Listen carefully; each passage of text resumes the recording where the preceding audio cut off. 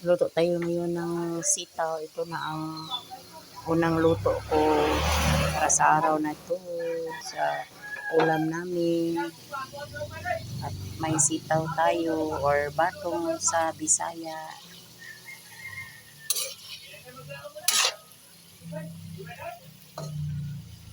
Pag nagluto kayo ng sitaw, wag niyong lata, yung lata, wag yung half cook lang kasi masarap ang half cook.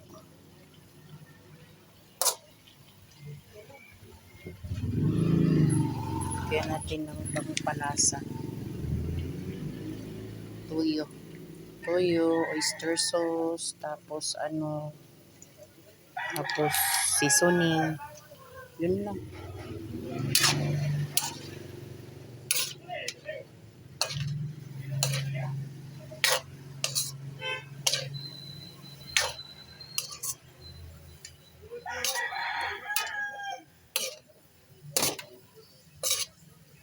Dami itong pork. Subak pa. La la la la la. Kumusta ang araw niyo? Sa amin dito ngayon malamig pa. Mga 7 banda siguro ang init na. Sinong mga walang ulam? Punta kayo dito.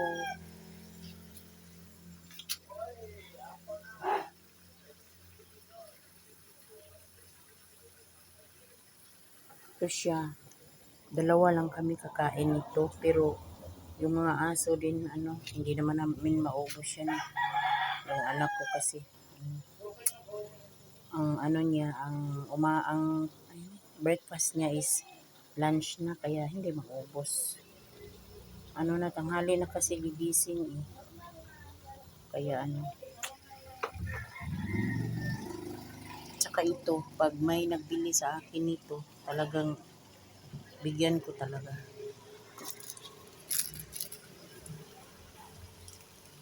Seasoning, konti lang.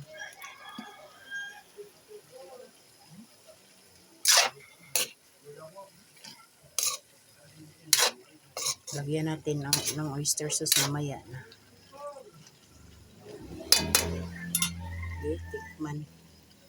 Lalang, sarap.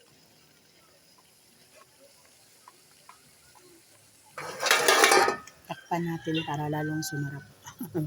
Para maluto. Punta tayo sa Ito nga pala ang mga ko. Taniman ko dito. Taba na ako. Aniwala ba kayo doon sa yung magtanim ka, lagyan mo ng kape, yung niya dyan, kape bago itanom. Totoo yan. Tingnan mo.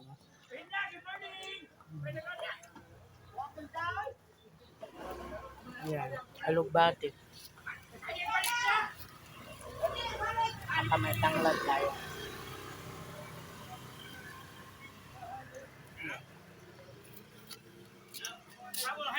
May insulin din tayo. Kinuha ko yung mga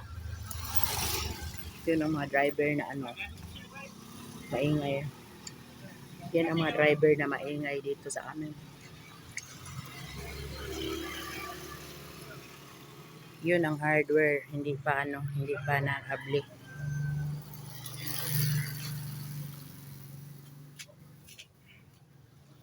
Yun ang ko. Lugar namin dito sa Cebu. Along the road.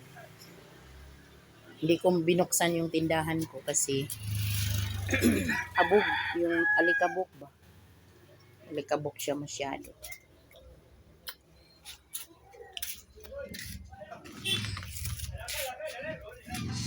Ito ang paninda ng inyong mami.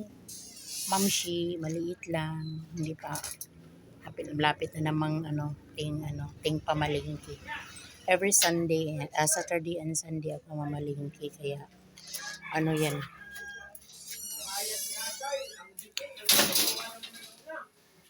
Malakas ang ko dito, yung yung alak, malakas dito at saka yung Bigas, hindi masyado ang bigas. Yun lang. Thank you for watching. God bless.